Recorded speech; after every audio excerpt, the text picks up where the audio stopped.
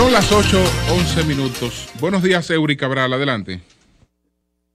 Buenos días a todo el país, buenos días, Julio, a todo el equipo. Hoy es un día muy especial, inicio con la palabra de Dios. Éxodo 20:12. Honra a tu padre y a tu madre para que disfrutes de una larga vida en la tierra que te da el Señor tu Dios. Y digo que es un día muy especial y empiezo con ese versículo porque hoy mi madre, doña Publia Jiménez Pita, cumple 92 años. Wow, 92 años cumple mi mamá hoy. Un gran soporte, un gran ejemplo para todos nosotros. Gracias a Dios, con mucha salud y con mucha tranquilidad. Y con, bueno, doña Pita tiene Facebook, tiene Twitter, entra a internet, tiene 3 teléfonos. Una señora sumamente activa, gracias a Dios. Y que ha sido un gran soporte para todos nosotros. Muchas bendiciones y felicidades para mi madre, doña Pita. Eury, felicidades para ella, y de verdad que es prácticamente una millennial ella con todas sus redes sociales. Es increíble. Así es. Miren, yo quiero hoy hablar de lo que he estado planteando desde hace un tiempecito y que se concretiza en una serie de elementos a propósito de la discusión de si se abren o no las clases virtuales, presenciales ya. ¿Qué ha pasado con esta pandemia que ha tenido graves y profundos efectos? Vamos prácticamente a un año. El 1 de marzo fue que se dio, del año pasado, 2020, fue que se dio el primer caso de coronavirus en República Dominicana, y este año ha sido, desde el punto de vista de la salud y desde el punto de vista económico, el 2020 y lo que va del 2021, sumamente doloroso y difícil. Hoy, en el periódico El Caribe, Cleiner López, la periodista, hace una evaluación de todo lo que ha significado este año y da unos datos interesantes en torno a un estudio que hizo el Ministerio de Economía, Planificación y Desarrollo de lo que son los efectos económicos iniciales de la pandemia, que yo siempre digo, los efectos económicos van a ser, si no logramos manejar con equilibrio una serie de elementos, más devastadores que los sanitarios, que ya llevan más de 3.000 muertos, una gran cantidad, 200 y pico de mil, casi 300.000 contagiados, y una situación muy tensa, complicada y preocupante en la sociedad en sentido general. Desde el punto de vista económico, ese estudio que hizo el ministerio se llama COVID-19 bajo la lupa, efectos de la pobreza monetaria, la desigualdad y el mercado de trabajo. Hacen una evaluación de marzo a octubre del año pasado, del 2020, que fue un año muy complicado y difícil, una etapa prácticamente de cierre, primero global y después parcial de la economía dominicana. Y entonces este estudio hace una evaluación precisamente para trazar políticas de cómo enfrentar los efectos económicos que traerá la pandemia. Porque ya estamos, digamos, camino a controlar los efectos más nocivos desde el punto de vista de salud. La vacuna es, digamos, una contención para el aumento de los contagios y para poco a poco vaya desapareciendo los efectos duros desde el punto de vista de salud del coronavirus, del COVID-19. Pero ahí, digo yo siempre, se inician los efectos económicos que pueden ser tan dolorosos o más dolorosos y más perjudiciales que los mismos de salud. ¿Qué dice este estudio? Este estudio establece que, de acuerdo a informaciones entre marzo y octubre de la Tesorería de la Seguridad Social, 240.361 trabajadores se perdieron, 240.361 en ese periodo de los que cotizaban. Estoy hablando de los que cotizaban. Entre ellos, 221.476 en el sector privado y alrededor de 20.000 en el sector público.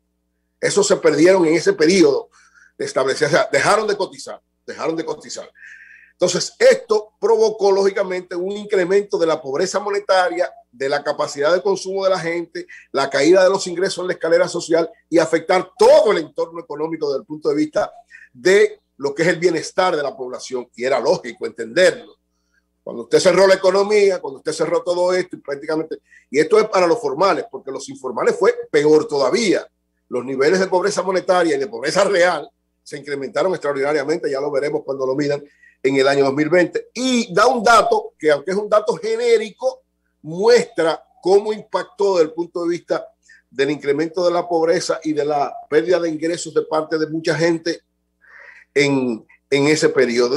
Dice que en la evaluación, recuerden, estamos hablando marzo, octubre del año 2020, Dice que hasta septiembre, que fue la última evaluación que ellos hicieron, de lo que era el programa SIUBEN, de cada 10 hogares, la tercera parte de esos hogares, oigan esto, había reducido las porciones de su comida, habían tenido que saltar comidas o no comían el día entero. Oigan esto, en ese periodo, que fue, claro, el periodo más complicado y difícil desde el punto de vista tanto de la salud como de la economía, de cada 10 familias, 3 por lo menos, o no comían, o tenían que saltar una comida, o le era muy difícil comer para los que estaban en el sistema de SIUBEN, o sea, los que estaban de alguna manera financiados, tenían algún parte del gobierno. Eso es lo que está registrado. Imagínense lo que implica eso en la población en sentido general, con todas las condiciones y situaciones que es. Y un dato que yo he manejado en varias ocasiones y quiero reiterarlo en este momento, que muestra la eficacia de mantener esos programas sociales y por qué el gobierno no puede inventar con quitarlos en abril.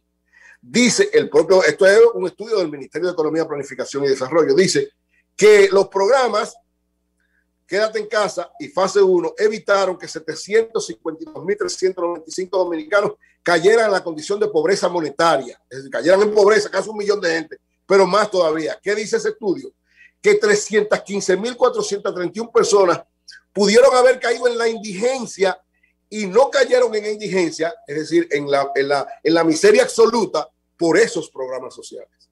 Es decir, 300.000 personas, 300.000 dominicanos no cayeron en la indigencia, de la pobreza absoluta, en verdad, no tener prácticamente nada para comer ni para vivir por esos programas sociales, Quédate en Casa, Fase 1, que van dirigidos a la población, porque Fase 2 iban dirigidos a los negocios, básicamente, y es una muestra de la eficacia de una política aplicada.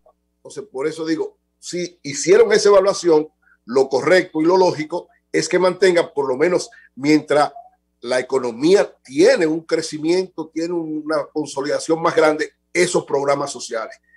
Este estudio y esta evaluación que hace el propio Ministerio de Economía, Planificación y Desarrollo es la muestra más clara de que hay que mantener esos programas más allá de abril.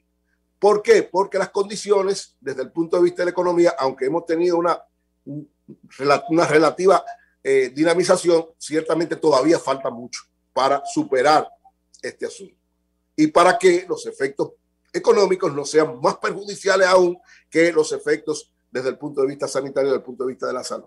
Entonces creo que en el gobierno, en están manejando las políticas económicas, las políticas sociales, las políticas públicas, este estudio debe ser de mucha consideración para lo que va a hacerse a partir del mes de abril. Y en otro aspecto, vinculado también a esto, la pandemia y la situación que hemos estado viviendo desde el punto de vista de salud y desde el punto de vista económico ha provocado serios problemas psicológicos, o sea, de salud mental, en las familias, en los matrimonios y en nuestros hijos. ¿Por qué? Evidentemente, el encierro provoca desestabilización en todos los órdenes, a todo el mundo. No importa que usted sea rico, pobre o clase media. Genera una situación desde el punto de vista psicológico, desde el punto de vista social. Decía ayer una de las entrevistadas que tuvimos que precisamente la salud mental no es solamente cuando una gente tiene problemas meterlo en un hospital, no. Hay problemas serios y nosotros tenemos confirmación en las conferencias que hemos dado sobre matrimonio, Sinaida y yo, tenemos que hacer investigación y conversamos con psicólogos y todos nos dicen que después cuando se está abriendo la economía, la cantidad de pacientes se ha multiplicado por mucho porque la gente está desesperada. La gente está pasando por una situación complicada, difícil. Esto ha aumentado, como también se ha demostrado, la violencia intrafamiliar, ha aumentado los problemas entre los matrimonios, ha aumentado los problemas de divorcio y en el caso de nuestros hijos, por la situación también de las escuelas, o sea, la familia tiene esa situación. Agregado eso a los estudiantes, sobre todo los estudiantes de los primeros niveles, una situación de inestabilidad porque no tienen participación social y están solamente en una situación que nadie puede controlarlo, porque para las familias que no pueden pagar a alguien que esté atendiéndolo para que cojan la clase, esos muchachos están solos, prácticamente sin que nadie lo pueda dirigir ni controlar. Entonces, ¿qué implica esto? Que yo decía, los efectos de salud son graves, los efectos económicos podrían ser más graves, pero los efectos psicológicos y de desestabilización para nuestras familias, para las familias dominicanas, para los matrimonios dominicanos, para quienes componen una estructura familiar, han sido también sumamente duros y complicados, y tienen que también, dentro de la política de salud pública y del gobierno en sentido general, ponerle atención para ser manejados. Ayer decía, con mucha razón también una de las entrevistadas, que en el gabinete que está manejando la crisis no hay especialistas en psicología o en problemas de conducta social. Debería haber alguien, porque no es solamente poner la vacuna, no es solamente garantizar internar a alguien que ya tiene el COVID, es a la población que es afectada por todo lo que implica esto: desesperación, deseo, pesimismo, pensamientos de suicidio, complicaciones para poder manejarse con los hijos, complicaciones para poder manejarse en la familia. Todo este tipo de cosas también deben ser de interés de las políticas públicas que se están desarrollando en torno a esto. Por lo que, finalmente, yo exhorto a que al mismo tiempo que se están tomando medidas para este proceso de vacunación, que es correcto, para tratar de que desde el punto de vista económico revitalicemos, apoyemos la mayor cantidad de sectores para que puedan pasar la situación y contribuir a crear tanto empleo como riquezas en la economía, al mismo tiempo se desarrolle un plan especial para apoyo psicológico a familias que están pasando por situaciones muy difíciles y que los propios seguros no incluyen dentro de sus prestaciones pagar esos servicios. Ojalá que en el gabinete de salud se incluyan especialistas en lo que tiene que ver con aspectos psicológicos y aspectos de comportamiento social, y que eso sea parte de un plan específico del gobierno para las consecuencias que tiene esta situación y también el agravamiento de la situación económica si no se sabe manejar correctamente cada uno de estos problemas. Ojalá que hayan oídos receptivos a esta sugerencia que hacemos de que también sea visto todos los efectos psicológicos que está teniendo la pandemia en las familias dominicanas. Bueno, tenemos en la línea telefónica al doctor